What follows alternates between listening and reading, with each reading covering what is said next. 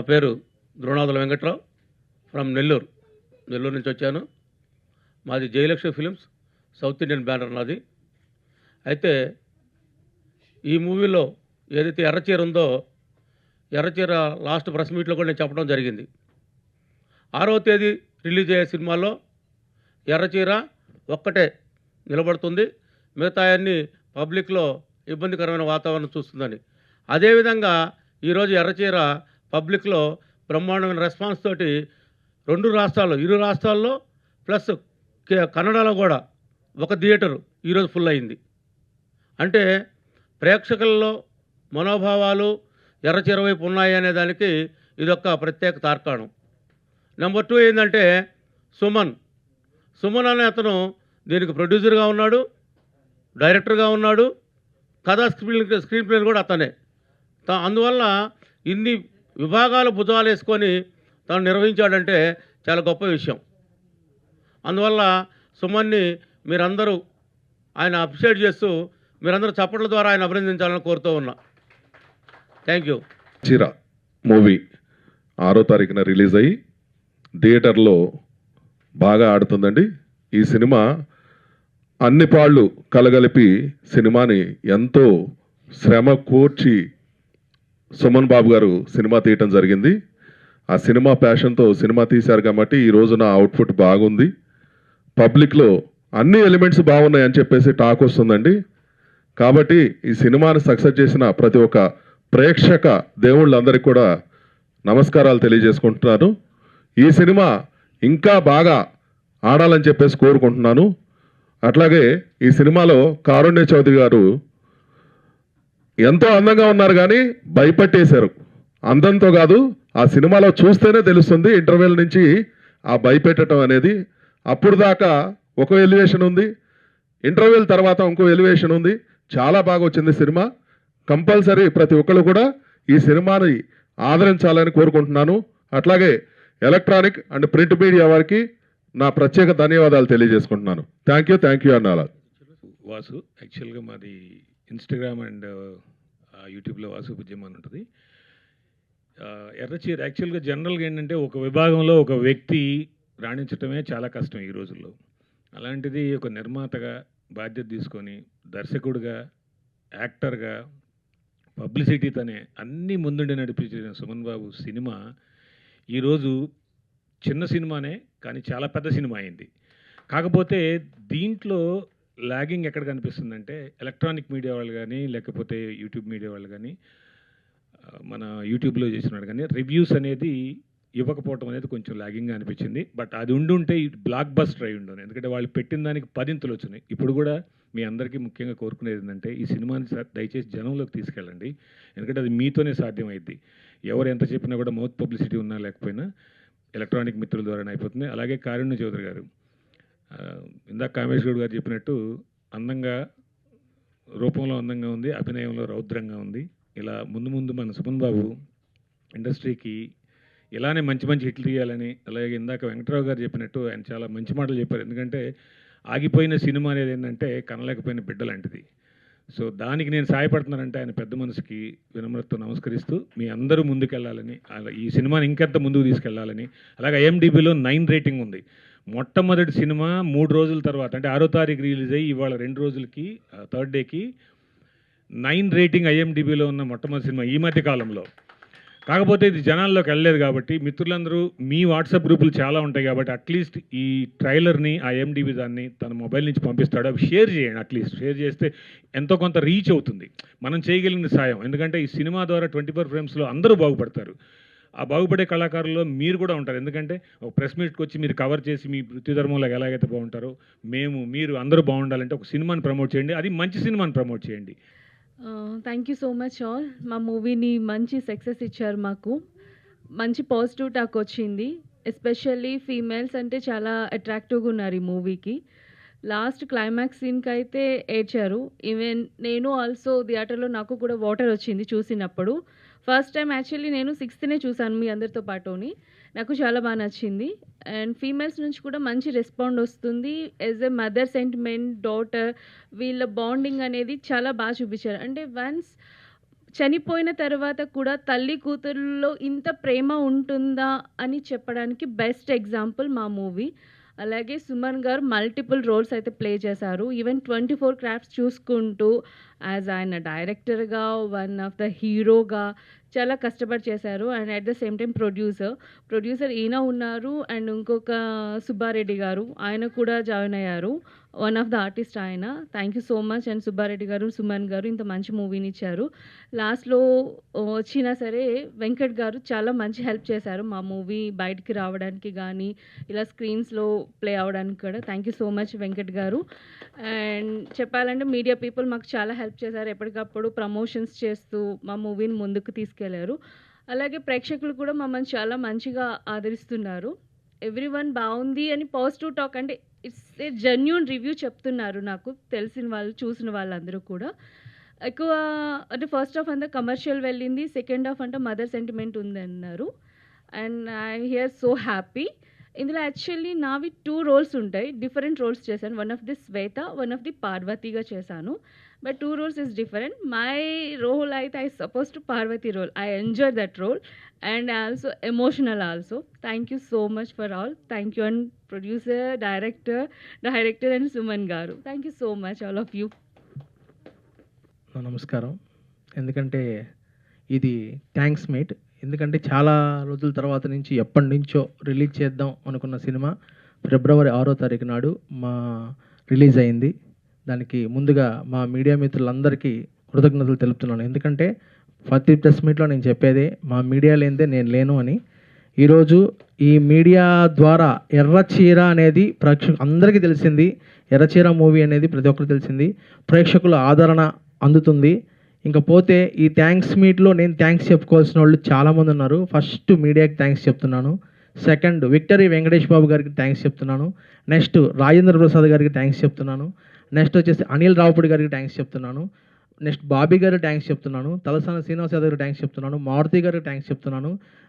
Next వచ్చేసేసి ప్రతి ఒక్కరు సి కళ్యాణ్ గారు కానీ, ఇంకా నెక్స్ట్ మన అంబికా కృష్ణ గారు కానీ, తమ్మారెడ్డి భరద్వాజ గారు కానీ, నెక్స్ట్ ఈ సినిమాకు ప్రమోషన్స్కి వచ్చిన ప్రతి ఒక్కరికి పేరు పేరున థ్యాంక్స్ చెప్తున్నాను. రీసెంట్గా మా అన్న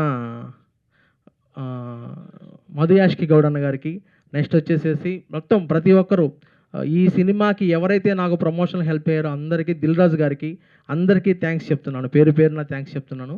నెక్స్ట్ మీడియా వాళ్ళందరికీ థ్యాంక్స్ చెప్తున్నాను. నెక్స్ట్ ఈ సినిమా ముందుకెళ్ళడానికి దోహదపడిన మా ద్రోణాదుల వెంకటరామన్ గారికి స్పెషల్ థ్యాంక్స్ చెప్తున్నాను. నెక్స్ట్ ఇంకా చెప్పాలి అంటే నాకు నా కో ప్రొడ్యూసర్ ఎన్వివి సుబ్బారెడ్డి గారికి థ్యాంక్స్ చెప్తున్నాను. ఎందుకంటే ఆయన కొంచెం క్లైమాక్స్ ఎపిసోడ్ అంతా ఆయన దగ్గరుండి చేయించిన వ్యక్తి. నెక్స్ట్ ఇంకా చెప్పాలి అంటే నా డైరెక్షన్ డిపార్ట్మెంట్ నవీన్ గారు కావచ్చు, నెక్స్ట్ రాజమోహన్ గారు కావచ్చు, నెక్స్ట్ వచ్చేసి కంప్లీట్గా మా యొక్క టీం, డైరెక్షన్ టీం అందరికీ నాకు సహకరించిన వాళ్ళందరికీ థ్యాంక్స్ చెప్తున్నాను.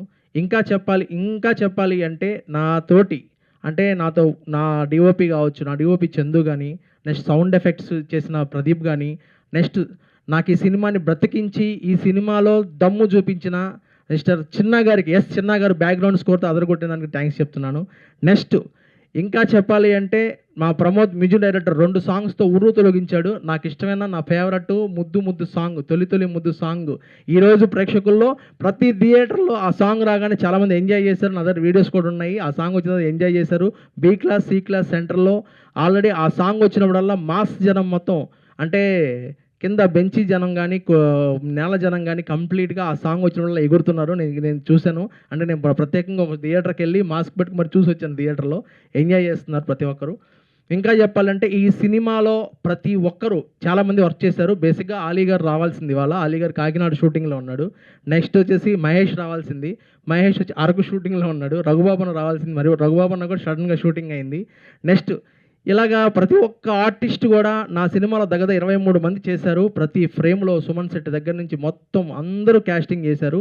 బట్ అందరూ కూడా ఈ సినిమాలో వాళ్ళ నటనని వాళ్ళు ఎంజాయ్ చేస్తూ చేశారు. ఈ సినిమా లేట్ అయిన దానివల్ల ఎవరు ప్రమోషన్స్ రాకపోవడం, కొంచెం అంటే వాళ్ళ బిజీలో షెడ్యూల్ వల్ల వాళ్ళు రాలేపారు. పాపం అందరూ సపోర్ట్ చేశారు. అందరూ నాకు కాల్స్ చేశారు. గీత కానీ అందరూ కాల్స్ చేశారు.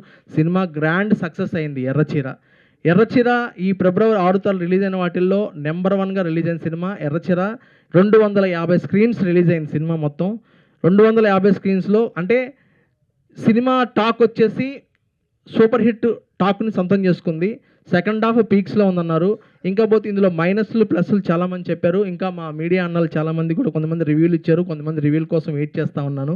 అందరూ మంచి రివ్యూస్ ఇస్తారని చూస్తున్నాను. 2.75 నుంచి 3 వరకు రేటింగ్స్ వచ్చిన జరిగింది ఈ సినిమా ఎర్రచీర మూవీకి. ఇంకా thanks to media people. And ఇంకా చెప్పాలి అంటే ఈ సినిమా సంబంధించి బుక్ మై షో రేటింగ్ కూడా 9 వరకు 9 క్రాస్ అయింది ఇప్పటికే. సో మన సినిమా విజయం సాధించిందని చెప్పడానికి ఇంతవరకు నేను చెప్తున్నాను. ఇక నెక్స్ట్ చెప్పాలంటే ఈ మీడియా మిత్రులందరికీ మరోసారి థ్యాంక్స్ చెప్తూ, నెక్స్ట్ ఇది నేను థ్యాంక్స్ మీటే, నేను సక్సెస్ మీట్ ఉంది. నెక్స్ట్ సక్సెస్ మీట్లో అందరం కలిసి కలుద్దాం. ఎందుకంటే ఎర్రచీర ప్రతి ఒక్కరూ సినిమా హాల్లో సినిమా చూడండి, థియేటర్లో మీకు థ్రిల్లింగ్ ఇస్తుంది. అప్పుడు ఇప్పుడు ఒకటే మాట, ఎర్రచీర ది బిగినింగ్. నెక్స్ట్ సినిమా నాది త్వరలో స్టార్ట్ అవుతుంది. ఈ మంత్లోనే కొత్త సినిమా స్టార్ట్ అవుతుంది. దానిది రాముడా కృష్ణుడా అనే ఒక సినిమా స్టార్ట్ చేయబోతున్నాను. అంబిక వచ్చేసి టైం పడుతుంది, ఎందుకంటే స్క్రిప్ట్ దానిలోకి వచ్చేసి కొంచెం స్క్రిప్ట్ కానీ ఆర్టిస్ట్ సెలక్షన్స్ కానీ లేట్ అవుతుంది. కాబట్టి ఈ మంత్లో వెంటనే, ఎందుకంటే ఎర్రచీర బాగా లేట్ అయింది, దానికోసంగా నేను ఏం చేస్తున్నానంటే నెక్స్ట్ సినిమా చాలా ఫాస్ట్గా రిలీజ్ చేయడానికి సమ్మర్లోనే వస్తున్నాను మీ ముందుకు. మళ్ళీ నేను ఎక్కువ టైం కూడా తీసుకోవట్లేదు, సమ్మర్లోనే రిలీజ్ చేస్తున్నాను. 3 monthsలోనే నేను మళ్ళీ రిలీజ్కి రెడీ అవుతున్నాను కొత్త సినిమా రాముడా కృష్ణుడా. దానిలో కూడా ఒక main lead character, main heroine characterisation యాక్చువల్గా కారుణ్యనే అనుకుంటున్నాను, సెకండ్ వర్షన్ కూడా. అది నేను ఇంకా ఫైనల్ కాలేదు. త్వరలో నేను అనౌన్స్ చేయడం జరుగుతుంది. Thank you so much. ఎర్రచీరని ప్రతి ఒక్కరూ థియేటర్కి వెళ్ళి చూడండి. నేను చాలా, ఎందుకంటే బడ్జెట్ విషయానికి వస్తే నేను ఎక్కడ కాంప్రమైజ్ కాలేదు. ఎందుకంటే ఏ విషయంలో కాంప్రమైజ్ కాకుండా సినిమా లేట్ అయింది ఒకటే బాధ తప్ప బడ్జెట్లో కాంప్రమైజ్ కూడా సినిమా తీశాను. డిస్ట్రిబ్యూటర్లందరికీ ఒకటి చెప్తున్నాను, మీ సినిమాని 100% మీరందరూ నాకు పంపిణీదారులందరికీ మరోసారి థ్యాంక్స్ చెప్తున్నాను. ఎందుకంటే నైజాం చేసిన ఎన్టీఆర్ సీన్ గారికి, సీడెట్ చేసిన వరలక్ష్మి ఫిలిమ్స్ రాజగోపాల్ గారికి, వైజాగ్ చేసిన లక్ష్మీ నరసింహ ఫిలిమ్స్ మహేష్ గారికి, and east Godavari west Godavari distributor Sai Lakshmi films Varaprasad గారికి, కృష్ణా జిల్లా డిస్ట్రిబ్యూటరు దుర్గాప్రసాద్ గారికి, నెల్లూరు జిల్లా డిస్ట్రిబ్యూటరు భాస్కర్ రెడ్డి గారికి, కృష్ణారెడ్డి గారికి, అండ్ గుంటూరు జిల్లా డిస్ట్రిబ్యూటర్ మహమ్మద్ గారు అండ్ పద్మావతి పిక్చర్స్ సుబ్బారావు గారికి, ప్రతి ఒక్కరికి పేరు పేరున ధన్యవాదాలు తెలియజేస్తున్నాను. యాక్చువల్గా ఇది ఓన్లీ తెలుగు వర్షన్ మాత్రం రిలీజ్ అయింది సినిమా. కన్నడ వర్షన్ రిలీజు మార్చి 19 ప్లాన్ చేస్తున్నాను. అక్కడ స్ట్రైట్ సెన్సార్ చేస్తున్నాను సినిమా. అక్కడ ఒక షూటింగ్ చేసి కొంతపాటు షూటింగ్ బ్యాలెన్స్ ఉంది కన్నడ కొంచెం డిఫరెంట్ చేద్దాం అనేసి అక్కడ షూటింగ్ పార్ట్ ఫినిష్ చేసి కన్నడ వర్షన్ కూడా రిలీజ్ చేయడానికి మార్చి 19 ప్లాన్ చేస్తున్నాను ఉగాది సందర్భంగా. Thank you so much. Errachira the biggest hit cinema. ఈ అందరికీ, ఈ హిట్ చేసిన నా తెలుగు ప్రేక్షక దేవుళ్ళందరికీ నమస్సుమాంజలి. నా మీడియా మిత్రులందరికీ నమస్కారం. Thank you so much.